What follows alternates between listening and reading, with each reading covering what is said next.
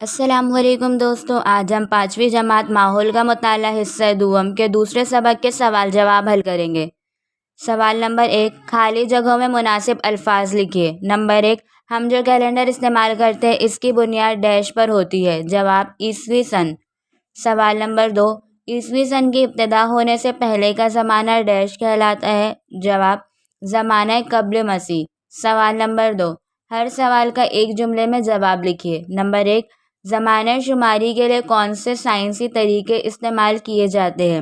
جواب زمانہ شماری کے لیے کاربن 14 طریقے سے تجزیہ اور لکڑی کی پرتوں سے تجزیہ جیسے سائنسی طریقوں کا استعمال ہوتا ہے۔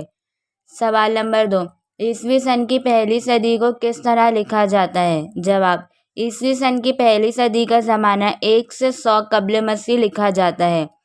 سوال نمبر 3، مندرجہ ذیل سوالوں کے مختصر جواب لکھیے۔ نمبر 1، زمانے کی یک خطی تقسیم کسے کہتے ہیں؟ جواب 7 دنوں کا ایک ہفتہ، 2 ہفتوں کے 15 دن، 4 ہفتوں کا ایک مہینہ اور 12 مہینوں کا ایک سال۔ اس طرح 100 برس کا زمانہ گزرنے پر ایک صدی پوری ہوتی ہے اور 10 صدیاں گزرنے پر 1000 سال پورے ہوتے ہیں۔ زمانے کی ایسی تقسیم کو یک خطی تقسیم کہتے ہیں۔ سوال نمبر 2، زمانہ شماری کی اکائیاں کون سی ہیں؟ جواب سیکنڈ، منٹ، گھنٹہ، دن، ہفتہ، 15 روز، مہینہ، سال، صدی اور ہزارہ، یہ سب زمانہ شماری کی اکائی ہے۔